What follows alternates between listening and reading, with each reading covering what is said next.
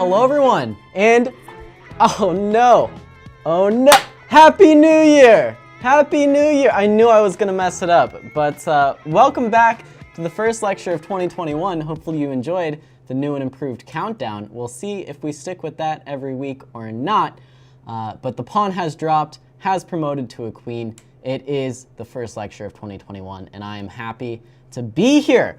All right, I'm so happy. I'm gonna do it again since I messed up the first one.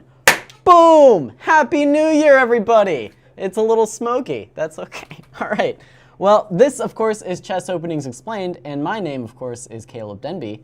And tonight, it is a fairly normal lecture, despite all the theatrics. We are going to be talking about a new opening today, and that is the reverse Benoni. The Benoni backwards. The backwards Benoni with opposite colors. And let's take a look at what that actually means.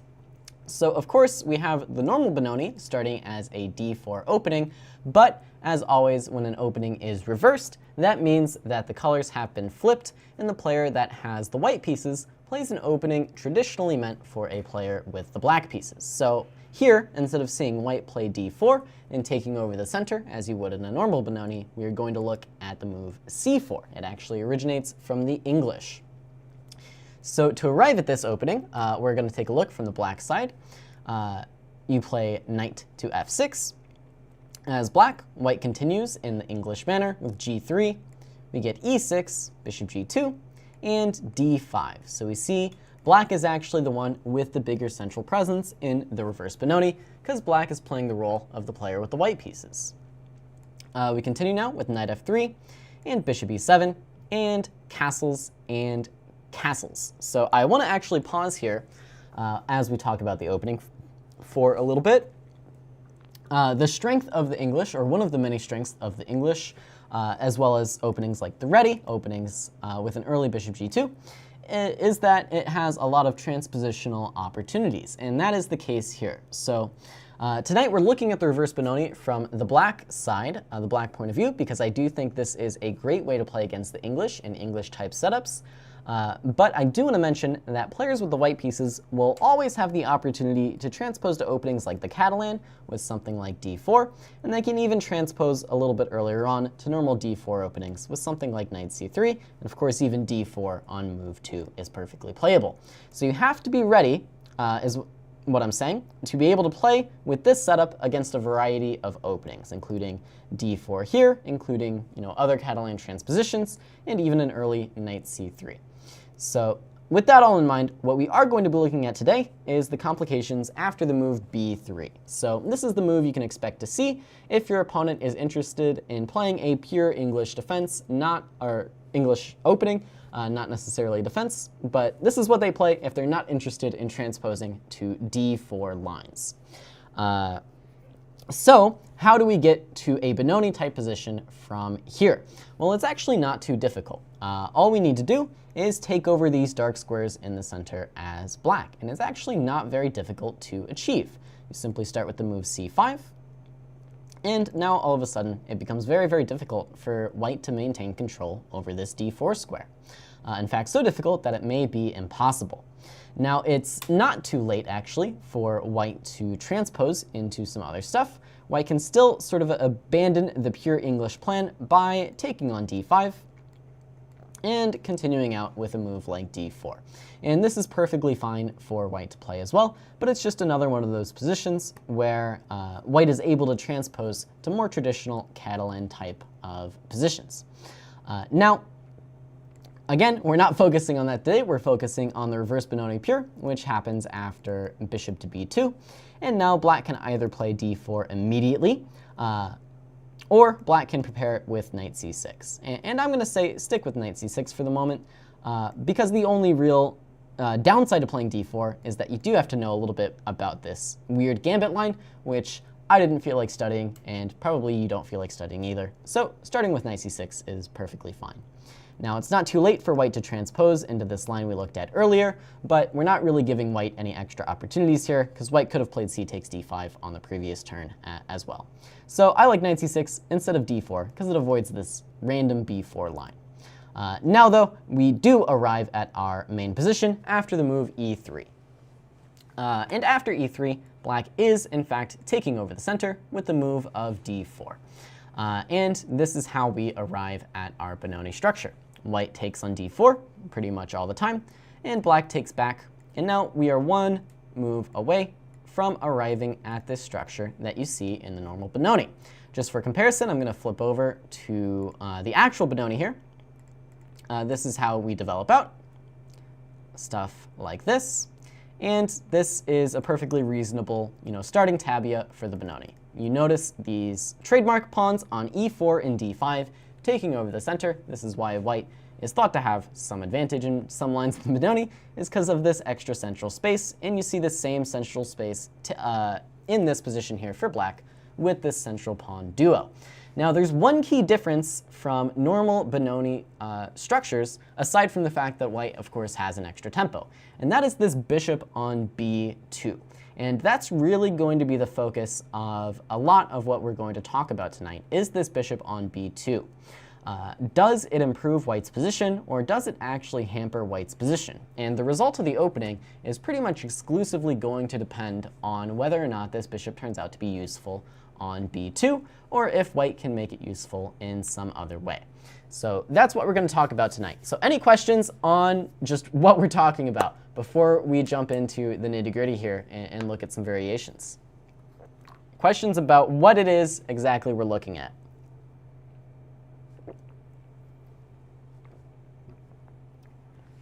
Jimmy says you thought white should play cd5 and then d4. So yeah, that's one of the transpositional lines that is perfectly playable. Whether you play bishop b2 or not first, doesn't really matter. You play cd5, and then black can actually either take with the knight or the pawn. I think taking with the knight is actually a bit better, but either is perfectly fine for black, and you can also do this in this position as well. And there's a ton of games here, but actually more common by far is this line with e3. This is sort of the only way to play a pure English where you're not transposing into these d4 openings. Good question, though. Who will play like this? Who plays like this for white? Looks pretty poor. Any proper GMs play this? Well, Fabiano Caruana, Anish Giri, Vassily Ivanchuk, Fabiano Caruana, Ray Robson. We're going to take a look at a game there. So some people play this. Some people play this. But good question. All right, let us continue on then. Let us continue on. Will this be similar to the normal Benoni ideas as the Chess King? And yes, that is a very good starting point. So we're going to look at typical Benoni ideas and how they take place in this reverse Benoni, starting from this position. And then we're going to see what the differences are, and we're going to see that a lot of those differences result from this bishop being on b2. So without further ado, let's jump into a real game example. Actually, I lied. One more ado. So I played the move d3 because it gets us to this position where we have the central pawn duo in the Benoni the fastest, but white does actually have a move order improvement here that is quite common, and that's to play the move rook e1. Now, what's the point of rook e1? Well, the point is we are stopping black from achieving this pawn duo in the center by taking control of this e5 square. So, of course, e5 no longer a playable move for black. And there are a variety of lines that black can choose. Knight e8, rook e8, queen b6, bishop c5. These are all playable moves, all with the idea of eventually playing this e5 move. Now, the line I'm actually going to recommend is, in fact, this knight e8 line, but if we have time, I am going to analyze one game in the rook e8 variation, because the ideas are very, very similar. So, rook e1, the move order nuance. First, though, let's take a look at a real game between somebody by the name of Branko, Damljanovic, and Vassily Ivanchuk. And here we have knight f3, knight f6, c4, so a slightly different move order, but we are arriving quite quickly at our English positions. And here, actually, rather than bishop g2, Ivanchuk's opponent chooses to play b3 first, which is also perfectly fine. Now he gets not bishop e7, but first c5, so you can arrive at our position through a variety of move orders, but basically all the English moves, knight f3, bishop g2, are going to be played And for black, I like playing bishop e7 before c5, just because it's a little bit less committal, but doesn't make a great deal of difference. We actually see knight c6 by Ivanchuk first as well. Now castles. Now we do see bishop e7 and e3 by white rather than bishop b2, but again, this doesn't change anything. After castles, bishop b2, we do actually arrive at our main position. So once again, I'm going to go through these opening moves and sort of show you the reason why I like this line so much for black. So there are, of course, a variety of ways you can play against the English and the ready. For example, e5 is very, very popular as a response to the English. But if you're building sort of a repertoire around playing openings like the QGD, openings like the Nimzo-Indian, openings like the Rogozin, for example, as I myself play, then it doesn't make the most sense necessarily to be throwing in this random line with c4, e5. It's a lot more consistent to play in this manner with knight f6, notably even against knight f3. Now your e5 line is sort of null and void. But it's a bit more consistent to play with knight f6, e6, and d5, and then you get this type of structure that you've seen before, and the game can develop from there. So that's why I like this line so much, because it starts from such a versatile opening with knight f6 and e6, which really does allow black to go in any number of directions. But okay, let's jump into the actual position. Castles, bishop b2, and we do see d4. Now we have e takes d4 and c takes d4, and Ivanchuk's opponent does play the nuanced move of rook to e1, and the line I'm recommending is this move knight e8 that Ivanchuk chooses here. So what is going on in the position? Why have we played the move knight e8? Does anybody in the chat think they see the idea? And does anybody in the chat have a suggestion for white in this position?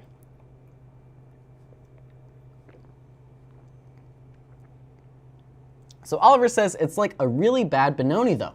So that's the question, is it actually a bad Benoni because of this bishop on b2? Black's goal is going to make this bishop look stupid on b2 because it's staring at our powerful soon-to-be central pawn duo if everything goes correctly. But white's idea is to say white has the extra tempo, can make use of it with ideas of controlling e5, and can actually, on occasion, make use of the pressure against the d4 pawn that this bishop provides. So that is the question. Is it a bad Benoni because this bishop is on b2, or does white's extra time in the opening actually make a concrete difference? And that is the balance you have to strike in this line. The idea is f6, e5, and that is, of course, correct. f5 would be a little bit early. First, we have to make sure we are controlling the dark squares, but as we'll see, f5 is going to be an eventual plan for black in many of these positions. So now white continues out with d3, arriving at the typical Benoni structures with f6 by black and e5 occurring on the next move. So chat room, what do you think about this move d3? Does white have an improvement in this position? And this is something that you should hopefully be able to find using Benoni principles that you might be a little bit more familiar with, right? I'm sure more people know about the real Benoni rather than the reverse Benoni. So is there an improvement for white here based on principles that you can sort of borrow from the actual Benoni? And yeah, Jeff has the right idea here. Knight e5 is the improvement that I'm claiming white should pretty much just always include. Now, looking at the database, d3 is actually the more popular move, and just for some numbers, in the Lichess database, d3 has been played 112 times, knight e5 only 85. But I do think knight e5 is just strictly the better move. And that Benoni principle I'm talking about is this idea that you should trade off one set of pieces in the Benoni. One set of minor pieces should come off the board if you're playing the Benoni with either side, meaning when you have less space, you want to trade off one set of pieces because your pieces tend to just step on each other's toes in the Benoni. And we're going to see a little bit of that happening in this game. But I really do think this knight e5 line is a bit better. The downside is that white loses some of that extra time that white had gained, but now white is able to breathe a little bit more freely without this sort of stifling knight sitting on the f3 square. The bishop is open, white has good control of e4, and pressure on the queen's side. So we are going to take a look at what happens with knight e5, but first let's take a look at this idea of d3. So d3, and the idea now is a little bit different for white. Rather than remove this knight on e5, in exchange for this knight on c6, we're going to see white try to organize all of the forces to make use of this bishop on b2. That's the main idea with leaving this knight on f3, is to increase the pressure against d4 and make this bishop on b2 useful. So we are going to continue as planned with f6. And now the most natural way to develop and the most sensible way to develop is with knight a3, as played in the game. So again, the point really is we are piling on the pressure against this pawn onto d4, which is not really typical of the Benoni. And it might seem nonsensical with black's next move of e5 to keep pressuring this pawn, but we'll see that there is actually some idea to it. By the way here, knight c2 is the most popular move, and I suspect the most sensible move, but white chose to delay it for a few turns in the game. And actually never played knight c2 in the game.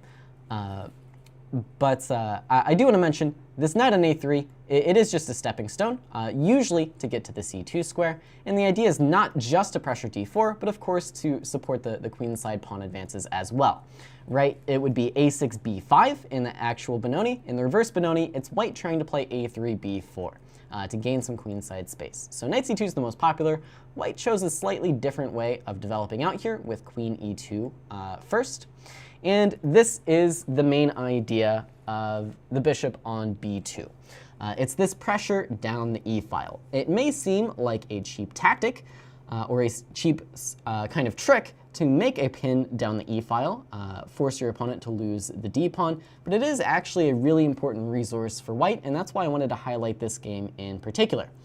Even though it's all the way back from 1988. It really highlights this idea in particular for white and why it's actually not the best, and why I don't think this d3 line is necessarily the way to go.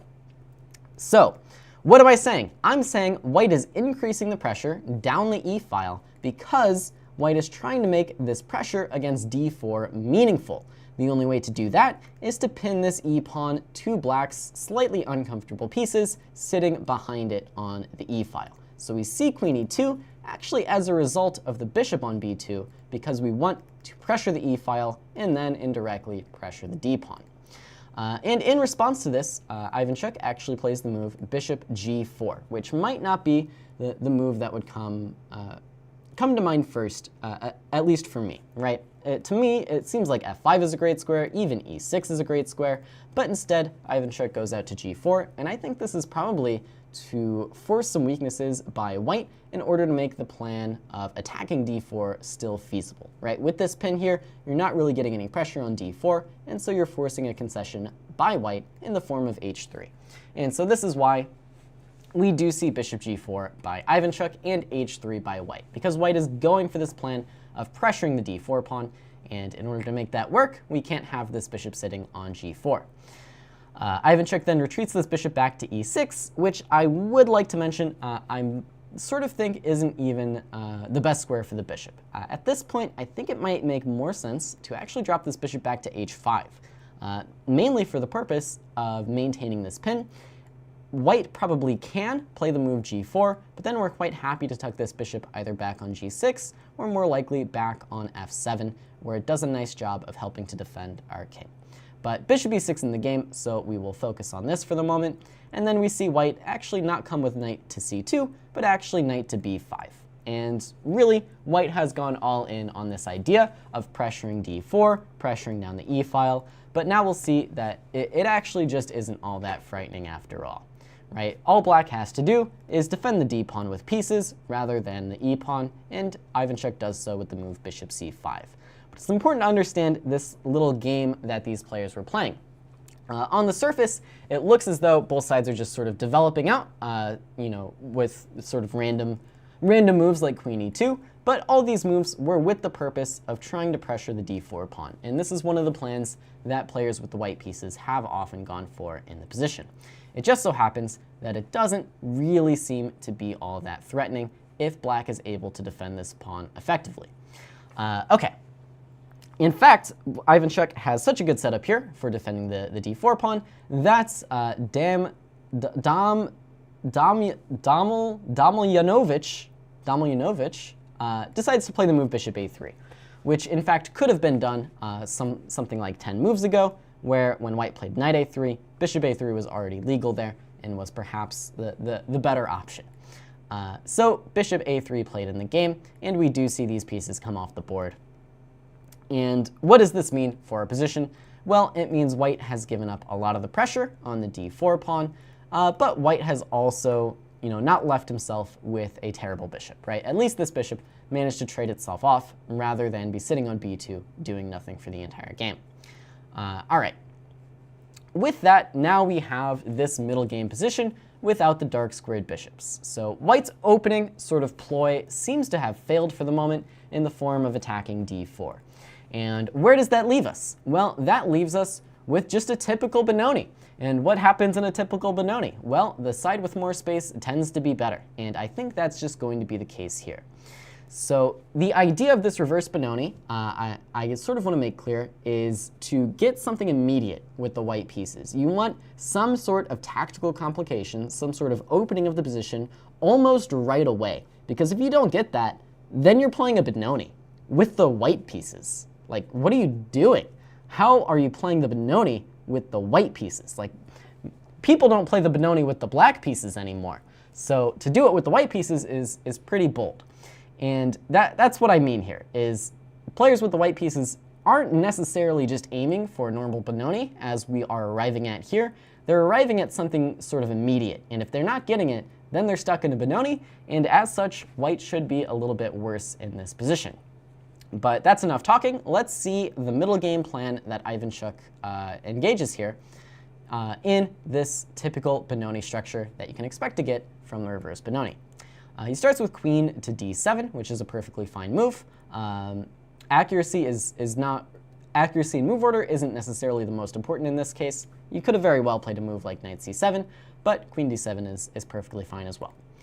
King h2, defending against the threat, and now we do see knight c7. And notably now, this pin on the e-file isn't necessarily even working anymore due to this knight's defense of this bishop. We see the move knight c2 being played. And of course now the typical stopping move on the queen side of a5 comes into play. This comes a lot later than it would in the normal Benoni, when black usually threatens to play a6, b5 quite early on, and white plays the move a4 to stop it, but the same idea holds true here, right? Typical Benoni moves. Now knight d2 is played by white, trying to open up this bishop, and perhaps highlighting that this knight maybe should have been traded off moves ago, for this knight on c6 by playing knight e5. Now we see bishop f5 by Ivanchuk, just slowly but surely improving the pieces. I should note that black is not the side to be in a rush in this opening. White is the one who needs to really prove something early on, or else, I'm going to say it again, white is stuck playing a Benoni with the white pieces. All right, white plays the move knight e4, occupying this central square. Now we see the simple move knight e6 by Ivanchuk, countering this knight and defending d4 and defending against f4. Now we see a3, bishop back to g6, and b4 by white has been achieved, but Ivanchuk was not worried because the move f5 is the idea here. And I think this is a really, really sort of typical game, almost like the epitome of the reverse Benoni games as far as the plans go for both sides. White tried this early stuff early on. Black managed to refute it by defending accurately, and now white is going for this queenside space while black is pushing in the center. These are the typical plans in the position, very, very similar to the actual Benoni. All right, we continue now with knight d2 by white, and Ivanchuk wastes no time, just plays the move e4. And this is the typical break that you should be looking for with the black pieces in these positions. You want to play the move e4, not necessarily to immediately win the game, but to push your central majority through and use that to win the game. Black isn't really looking to checkmate all that often in these positions. Black is looking to break through in the center and use those powerful central pawns just to win the game outright, as Ivanchuk does here. Now, I don't want to spend too much time from here on out, because we have really seen the beginnings of the middle game plans that are hinted at in the opening, and this is, of course, a class on the opening, just not on these games. So let's fast forward a little bit, f4 is played by white, and this was sort of a necessity. Otherwise, knight e5 by black would sort of be ending the game. So f4 in order to stop knight e5, and now Ivanchuk plays h5, hinting at the break of h4, loosening up the f4 pawn. See h4 by white to prevent that. And now Ivanchuk does some funny shuffling with the rook, first coming rook a to e8, which makes a lot of sense with the potential opening of the e-file. But then after rook f1, the strange move is rook b8. And I think the idea here was Ivanchuk was just looking to counter white's push on the queen side with the move of b5, but that doesn't actually come to fruition in the game. Not a huge deal, just a couple strange rook moves by Ivanchuk that took me a while to decipher. Knight e1 by white is now threatening to capture on e4. I guess I should highlight the tactic that has been in the air for quite some time. That pawn on e4 has always been uncapturable due to the pawn d3 fork. But after knight e1, we actually see a different idea by Ivanchuk. He simply allows white to capture on e4. We see this with a takes b4, d takes e4, and d3. And this is the last big point I really wanted to touch on in this game. Black is not necessarily winning material by pushing the central pawns. In fact, black may be losing one of the central pawns with the move e4, but the point is the pawn itself is so valuable on d3. It is interfering with all of white's pieces. It is threatening to go even further and become a queen, and this is sort of the strong point that gives black some advantage after this breakthrough of e4. So this idea of e4, you don't even necessarily need to have it fully prepared, where white can never capture it. Sometimes it's enough just to get a powerful d-pawn in the complications. Notably, this cannot be captured if you take with the knight, for example. I believe the simple move is rook a to d8. When there's no way to defend both of these knights, rook f3 means knight to d4 with a fork. And a similar problem occurs if you take with the queen, I believe. I think now we just trade queens first. And the same idea exists. This time, f takes e4 is the problem. So d3, good move by Ivanchuk, and then queen d1. We see captures on e4, and now Ivanchuk just plays with this pawn. And in the complications, we do actually see a blunder by white, and Ivanchuk goes on to win the game. I should say, by the way, that in this position, Ivanchuk has some advantage with this pawn sitting here nicely on d3, but then he actually just trades it in for an exchange in this manner, where black loses the bishop, white loses the rook, and after this, black doesn't really have any advantage. So it should be noted that this d3 pawn is really strong, but trading it in for an exchange, as seen in the game, turned out to be sort of the wrong way to go here for Ivanchuk. Even still, he ended up winning the game. So questions on this game and the opening and early middle game in particular. There was a lot we sort of touched on here as our sort of introductory game to the opening. So questions here. It's Ivanchuk. Ivanchuk. I knew that. Ivanchuk, whatever, man. Whatever. I'll just call him Chucky. Can we go back to the opening? Yeah, so I sort of flew through the latter half of that game, but here we are.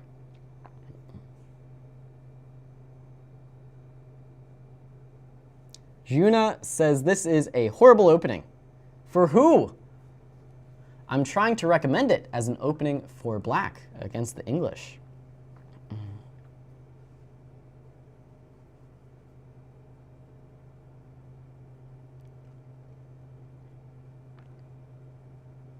Okay. How would I rate the Benoni and the reverse Benoni overall? They're chess openings. I don't know. It's difficult to rate entire openings. The Benoni is sort of too big of a thing to rate. And as far as the reverse Benoni, I think if white, it comes down to specifics again. If white is able to get something immediate, as we'll see in a couple examples in a little bit, then it can be quite good for white. But if white is unable to get that immediate, concrete idea out of the opening, then I do think black tends to be better. Okay, let us continue on. The questions are drifting from the game in particular. But first, let me actually recap. So this game, we saw the accurate rook e1, 98 by black, but then rather than trade off these knights, we see d3 by Ivanchuk's opponent. And the point of this move is to use this knight and this bishop to put some early pressure on this pawn on d4. We saw, though, that this idea didn't work thanks to some accurate moves by Ivanchuk. And after that, white gives up, trades off these bishops on a3, and then we just have a typical Benoni-style game. Black hampers white's development on the queen side, and then eventually breaks through with f5 and e4, with the idea of getting a powerful d3 pawn, which went on to win black the game. And that is sort of the typical way these slower games can go. With that, I want to move on to a very interesting game between one grandmaster, Emilio Cordova, against a random 2300 by the name of Liran Zhou. So let's take a look from black's side. Black does end up losing this game because they were playing Emilio Cordova, who is a very strong grandmaster, but I think they showed some really interesting opening ideas, and Emilio, I do think, actually makes a couple opening mistakes here and could end up in a slightly worse position. So let's take a look at it. We see g3, knight f6, bishop g2, d5, and now, finally, after castles, we see white not yet committing to the c4 move, but just playing all the kingside developing moves. And then after bishop e7, we do see c4, arriving at this main English tabia that I have sort of been talking about. We see castles by black, then again, white can transpose to the Catalan with d4, but instead goes with b3. We see c5, and then again, white can transpose into some slightly more boring lines with c takes d5, when black can take back either way, but more popular is bishop b2. In this case, white plays e3 immediately, not a significant difference. See knight c6, and then bishop b2, and d4, arriving at our main position. We have e takes d4, c takes d4, rook e1. Again, this is just the more accurate move order. I think it's fair to say that d3 is pretty seriously just a mistake. Note if white does play d3, black can and should play the immediate e5 and meet rook e1 with knight d7. If black can get these pawns as far forward as possible early on, then you should do it. So rook e1, the better move order for white, is what Emilio plays. We still stick with this knight e8 variation, and here we are going to see my suggested improvement for white of knight e5, trading off these pieces immediately. The game continues. What happens with d takes c4 for black? I think it depends on the moment and the move order, but d takes c4 is a playable line for black as well. It's just a totally different type of opening. But okay, we see knight e5, and black should trade. We get rook takes c5, and now the downside again for white is black is able to play f6 e5 sort of with tempo compared to the previous position. Now, keeping in mind with last game and the sort of general direction I've been giving about what both sides should be doing, who can come up with some interesting ideas for white in this position? Remember last game, we saw white take a slower approach trying to utilize this bishop on b2, and I kept saying, if white doesn't get something immediate, then white can often be worse. So, what's immediate here for white? What can white try to play?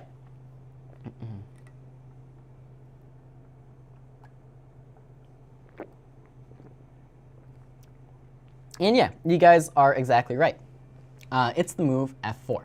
White should be breaking down these pawns as quickly as possible, looking for immediate openings in the position, immediate complications, making use of that extra tempo. Because if you don't make use of that extra tempo now, one more time, then you're just playing a Benoni. And nobody wants to be playing a Benoni with the white pieces. So f4, I do think this is actually the best line for white. And this is what we actually saw David Howell play against Fabiano Caruana in the 2013 London Chess Classic. And now Fabi does go on to win that game with the black pieces, but I haven't included it here because it went really well for David Howell. I will mention the direction that game chose and when we'll deviate from it, but I wanted to mention, I think this is probably the best line for white, this immediate f4, and it's not very, very common by players with the white pieces. Much more common is to play something like bishop a3, again going for those slower Benoni type games that we've seen before, And with 2 pieces off the board, meaning these knights and these bishops, it turns out that black probably doesn't have a very big advantage at all. But in the games I was looking at, it does tend to feel like white is the one trying to equalize, trying to make something happen to improve the position, whereas black sort of just has a comfortable edge in space. So don't really want to go over these bishop a3 lines because they're a little bit more boring, a little bit slower, and black's plans are very similar to the first game we looked at. But f4, I think, is quite tempting for white and should very much be looked at thoroughly. So the direction that Fabi took is to actually capture on f4, and then here the database games actually take another split. About half the people play the move queen f3 here, applying some pressure on this diagonal, and the other half play David Howell's move of g takes f4. And g takes f4 I do think is correct. If you play queen f3, you know, black can and should probably just play f takes g and be up a pawn momentarily. So g takes f played in the game, and I think this is, well, sorry, not our game, but played in Fabiano's game. And I think this is correct by David Howell. And then Fabi chose to play this move, bishop c5, and it actually ended up being a little bit worse after queen f3. I should mention the idea of queen f3 isn't just to apply pressure down this diagonal. After Fabi's move of rook b8, well, David Howell played bishop a3 first, but the idea is to go queen d5 and sort of isolate this pawn on d4 from friendly forces. But David Howell goes bishop a3 first, and just to show you a few more moves, queen d5 check was inserted here, takes, king h8, knight a3, and then Fabi had a tough time keeping this pawn together, and I think actually ended up going down a pawn in this game. Again, Fabi did go on to win, but that's mostly due to him being Fabiano Caruana and not to his opening choices. So that's what we want to avoid. That's what we want to avoid, this kind of stuff. And so I would suggest an improvement for Fabi here is to actually just play the move knight c7 or king h8. I think both of these moves are better than bishop c5 because we saw bishop c5 turned out to be a little bit of a wasted tempo as black ends up capturing on a3 anyways. Knight c7 takes immediate control over the d5 square and prevents this queen f3 idea, and king h8 similarly is stepping out of queen d5 with check and sort of lessening that threat. So just a brief aside on the highest level game that's made it this far. It did go well for white, so I thought it was worth addressing what should have been done there. In our game, though, we are taking a look at the move of bishop to d6. This is what this random 2300 chose to play against Emilio Cordova, and I think it's quite an interesting option compared to taking on f4. So what's the point of bishop d6? Well, the point is we are saying no to weakening our d4 pawn, and I think this move is actually more in line with the general philosophy of the opening for black than Fabi's move of e takes f4. What do I mean by that? Well, our point is to say white has a bad Benoni because this bishop is stuck on b2. If we play e takes f4, we've weakened this pawn, and white is well on their way towards making this bishop useful by attacking on d4. So with bishop d6, we're saying your bishop is still bad. It will have to stay here on b2 and do nothing. Now, perhaps Emilio should have chosen the move bishop a3, as in the game between David Howell and Fabiano. But here, black has a couple different options, a couple different paths to continue. Perhaps the best of which is to just go with rook b8 and continue playing slowly. White is eventually going to capture on e5, see f takes e5, and white can put some immediate pressure onto e5, but black can somehow, albeit a little bit loosely, keep everything together and keep this central space advantage. But this is the type of immediate threats that white is looking for. White needs to be making threats early on in this opening, or else they could run into danger. So that's not what we see in the game, though. Instead, we see Emilio play the move queen f3, which I think is still fine.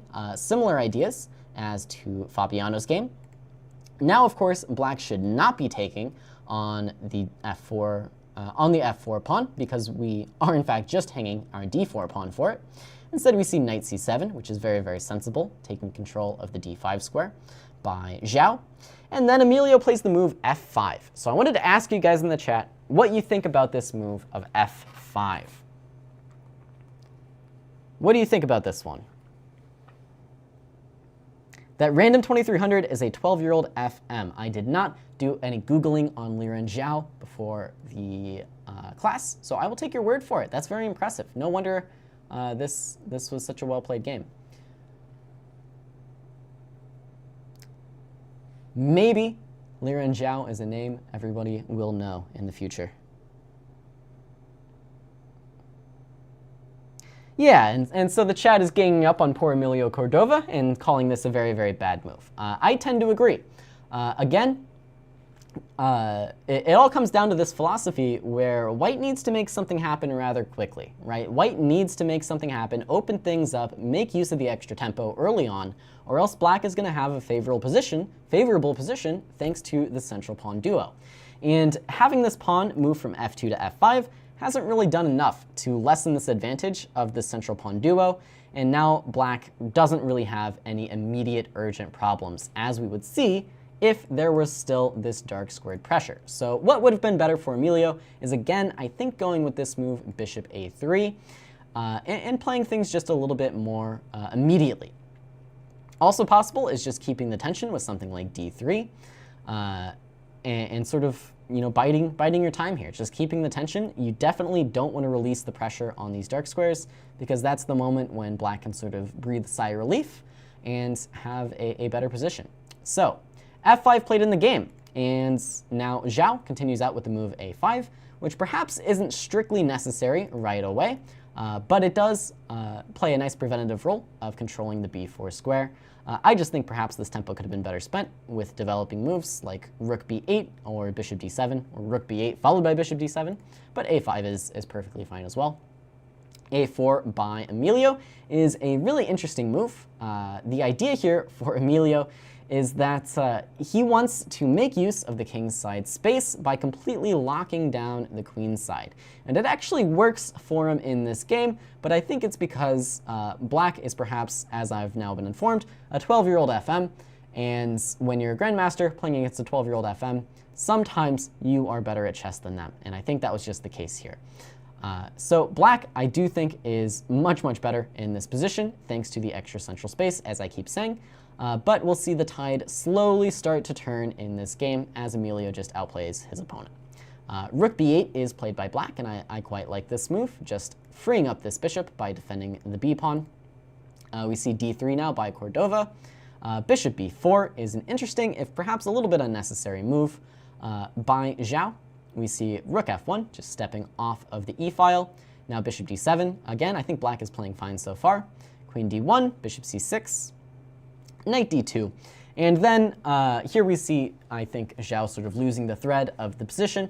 I think simplest would be to go something like knight a6, c5, and just keep up some really dominant pressure on the queen side. You can continue with something like queen b6, introduce some threats of breaking through with e4, as we saw in Ivanchuk's game, and threats of just attacking these weaknesses on the queen side.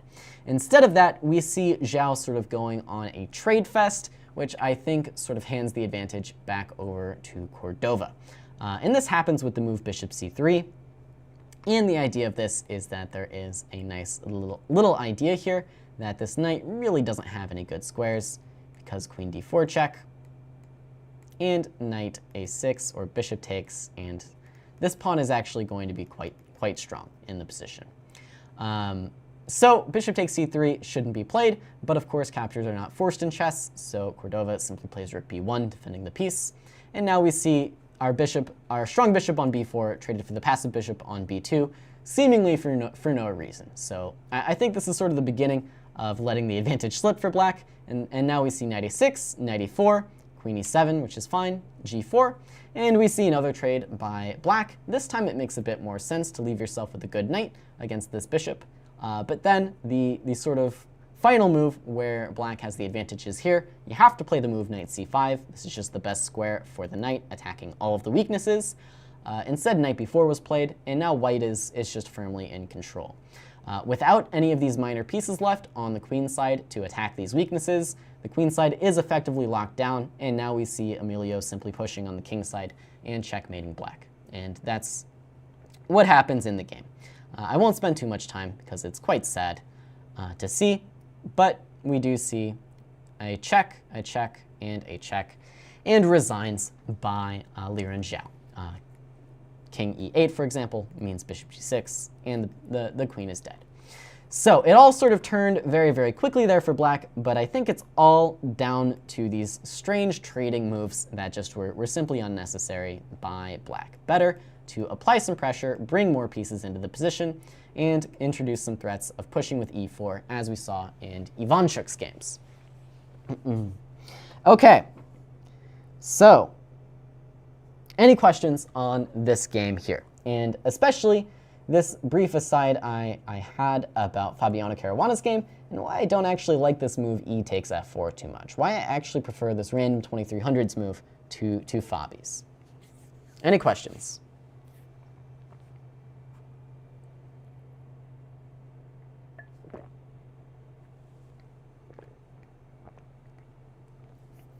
So why not bishop d7, bishop c6? So yeah, it did happen in the game. The main reason it wasn't happening earlier is because this pawn was under a little bit of pressure, and so it had to be sort of prefaced with rook b8 in some cases. How does d3 keep the tension? Okay, so with f5, we are releasing the tension between the f4 pawn and the e5 pawn. So d3 keeps the tension by just leaving these pawns in contact as opposed to f5. Now, any other reasonable move would also keep the tension, like knight a3 is fine. But d3, I think, is just the most normal looking of the moves that just keeps these pawns in contact. Are pawn chains a staple of the Benoni? I think pawn chains are a staple of chess. But yeah, I guess you could say Benonis tend to have longer pawn chains than most.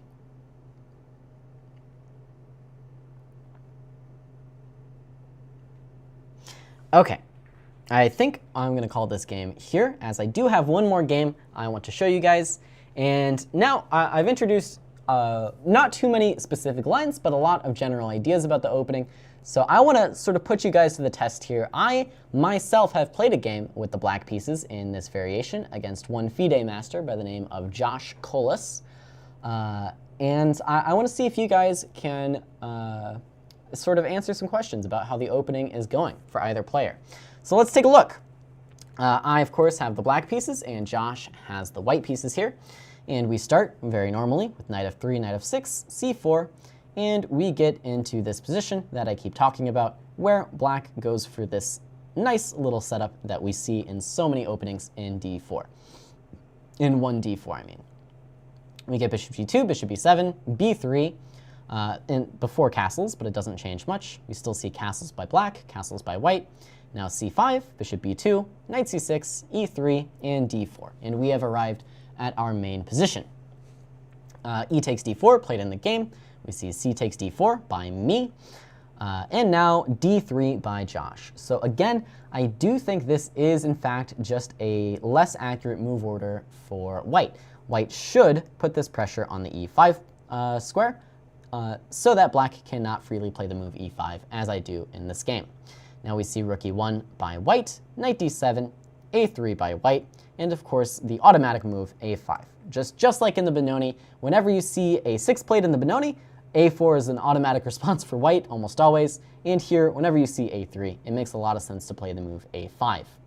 Now we see the move knight bd2, and I want to pause here and ask you guys to evaluate how these past few moves have gone for either side.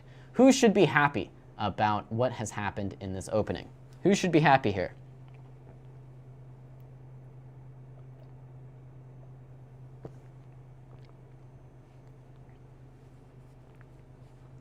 Who should be happy?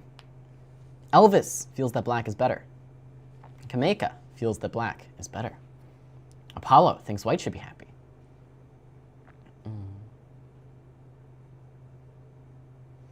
I should be happy. White went into a Benoni. So there is a little bit of discord in the chat here. So I am going to say that black should be very, very happy about the way these past few moves have gone in this opening. And the reason for that is a few different things. Number one, white has not managed to make any immediate threats. What does this mean? Well, this means that we are, in fact, just sort of in a normal Benoni. So it's as if I got to play with the white pieces and I got to play, the white side of the Benoni, which is great because I actually started with the black pieces. Aside from that, white has already severely limited his options somewhat with the past few choices that he made. This move, a3, looks very, very natural to continue out with the idea of b4, but when you play this move, you really do deprive yourself of this extra piece of knight a3 to c2 that could potentially support this b4 push, and even more so, you lock this bishop in on this bad square of b2. For example, bishop a3 is a very popular move in this position, and bishop a3 ideas would still exist after something like knight a3 to c2, when white always has this idea in reserve. White is not yet committed to this move of a3. And the same idea exists in the Benoni, where it can sometimes be a mistake to play the move a6 too quickly when black is the side with less space, in the normal Benoni, I should say. So with a3 in particular, I think this is a pretty bad misstep by Josh that does give black some serious advantage in the opening. After a5, stopping b4. I should mention, by the way, there is another Ivanchuk game here from 1986, but I didn't actually take a look at that when I was prepping, so we'll stick with my game. So a3, a5 played in the game. We see knight b d2, and then I actually play the move king h8. And that is sort of indicative of how the opening has gone for white. If black has time to play moves like king h8, simple solidifying moves like this, then it's pretty clear that black should be happy about how this opening has gone. I'm going to say it one more time. White is the one who has to sort of rush to make something happen in this opening, or else white is just playing a Benoni, and the Benoni is not that good. Not that good with the white pieces, not even that good with the black pieces, but, nobody should be choosing to play the Benoni with white if you don't get something immediately for it. Okay, so king h8, and black is better. Now queen e2 is played in the game by Josh, and this should be telling you what white's idea sort of is. Now that this bishop is hemmed in on b2, white really has to rush to make it useful by pressuring this pawn on d4. Otherwise, this is just a bad bishop sitting on b2. And then, because I am not perfect at chess, I do hand the game back to Josh, and then we have sort of equality again. So the mistake I make is not really immediately obvious, or at least obviously it wasn't to me. I play the move bishop d6, and I was quite happy with this move when I played it, because now there's no pressure down the e-file, because this is not a pin, there's nothing to pin, and I'm leaving this bishop stuck here on b2. But there is a tactical reason why this move does allow white back into the game somewhat. So a better move would have been the simple rook e8. And then black again is going to be significantly better. You just nullify this pressure down the e-file, and like I keep saying, this bishop is just going to be awful, awful, awful on b2. It has no prospect of trading itself off because white is committed to the move of a3, and black has a powerful central pawn duo. Nothing to be sad about here for black. But with the move bishop d6, Josh does find the very nice way to get back into the game. And that's with the move knight e4. Forcing this bishop to make another decision. I didn't really feel like repeating moves because I thought I should be better, so I played bishop c7, but this does allow a tactical idea for white to start gaining some counterplay. And this is with the move b4. This is the idea that I missed in the game. I foolishly assumed that this square was attacked twice and defended once, but, as always, it's a little bit more complicated than that. So who sees why b4 works? Who sees it? Who sees why b4 works?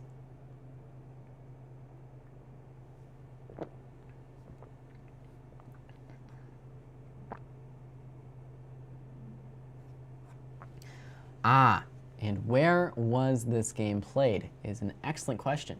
It was played in 2019 at the St. Louis Chess Club, but what tournament was it? I wonder. I don't remember. I don't remember what game it was, sadly.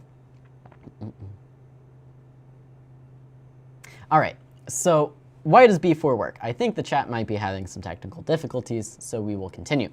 The rook is hanging. That doesn't have anything to do with it. It has to do with this rook, which is not hanging. It's defended, but it can be susceptible to this terrible bishop that I sort of forgot about sitting here on b2. After a takes b4, rook takes a1, rook takes a1, knight takes b4. There is the awkward bishop a3. When, amazingly, I have no way to defend my knight and break out of this pin. Bishop a5, for example, means rook b1, and I am forced to lose in exchange. So, of course, I didn't do this.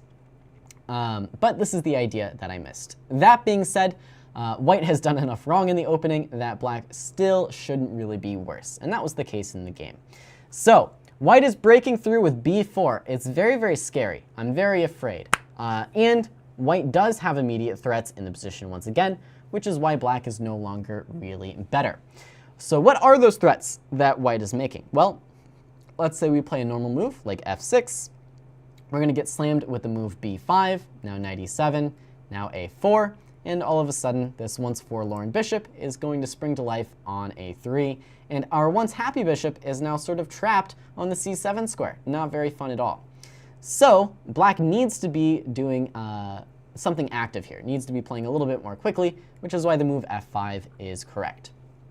Now knight g5 is played in the game, and I continue with queen to f6. Sort of importantly, giving this knight the d8 square to counter this knight on g5 and reroute it back into the game. We do see b5 in the game, knight d8, now h4 is white's idea, and white does sort of go on the offensive over here on the king's side. I play h6 to force this knight away, and king up to h7, sort of anticipating that a knight is going to land on g6. White still plays h5. Now I see knight e6, improving my knight, and Josh does go for this knight h4 idea, and here once again, we do just have equality. Now, why is this equality when I was claiming that Ivanchuk's position was much better? It seems that the positions are very, very similar. We have the same structure in the center with f5, e5, and d4. But a key difference is that white has gained all this space on the queen side. White now, once again, is able to improve this bishop potentially with a4 and bishop a3. And also, very importantly, white has introduced threats on the queen's side, on the king's side, to the position. So white has a lot more going for him here than they did in Ivanchuk's game. So important to notice these key differences, but that being said, black is still doing a-okay. Here in this position, it was actually important to play the move rook d8 with the idea of clearing away this f8 square for the knight to challenge this incoming knight on g6. Instead, I was a trade gamer, making similar mistakes to that 12-year-old FM, where I was like, I just want to trade pieces, so I played knight g5, and it does turn out that this is going to be slightly worse for black after takes and knight g6, when now this knight is sort of a permanent fixture, because awkwardly, I am unable to play the move knight f8 to kick it away, because the pawn on e5 is going to hang. So this makes stuff a little bit trickier. Notably also, rook e8 is now hanging the pawn on d4, and black's position is actually quite bad. So this was missed by Josh, though. Josh instead opted for this knight takes f5 tactic, which I did, in fact, see coming. I, of course, cannot capture due to bishop e4, but knight c5 is going to be good enough now when this knight is actually simply trapped on the f5 square, and I have prevented the idea of bishop e4 winning my queen. The game continues, though, with g4. We see takes, and then in the ensuing complications, it all trends towards equality, as chess often does. This stuff is a little bit beyond the scope of the opening, so I'm sort of just fast-forwarding here. We get this little tactical line where white takes my rook, but I take his rook. We get this intermezzo. Rook takes e1. Then I play the very bad move, rook b8, trying to defend my pawn. Don't know why I thought that was important. Bishop b4, queen f4 played in the game, c5, b6 to lock things up. We get take. And now, thanks to this pressure down the f-file, black is able to hold the game to a draw. I have my passed pawn, white has their passed pawn. White has a little bit more pressure on my center, but white's king is actually a bit less safe than black's here. And so we do end up getting a draw. g4 is an important break, by the way, to loosen up this king's position further. We see now white is the one having to trade off queens because we had all this pressure around the king. And despite being down a pawn here, black is perfectly fine because of this powerful pawn on d2. and we get a repetition and a draw. It was the St. Louis District Championship where this was played. Ben Simon doing the research live on air. Okay, so questions on this final game that I wanted to show you guys. I think this is, the first two games were sort of instructive, and this is supposed to be, what actually happens in the game, right? We get mistakes by both sides. We see black should be better, but then white finds a way back into the game via tactical means. And this is what you can sort of expect to see from an actual game in this variation. So questions on this one. Questions on this one. Why not g5 to kick the white knight? Let's look at it. Let's look at it here. That would be due to en passant. En passant. Very terrifying rule. That would be bad. What makes bishop a3 good in these positions? So generally, the difference from the norm here is that I did this really strange maneuver of bishop d6 to c7. This was with the idea of supporting like e4, f4 pushes, but the huge downside is that it really does leave this diagonal just wide open for white to take, which is why a4, bishop a3 is sort of keeping white in the game in a lot of positions here. So generally, it's only strong enough to trade off bishops, but because I've done this slightly strange maneuver, it would just be sort of an unopposed bishop on this strong diagonal.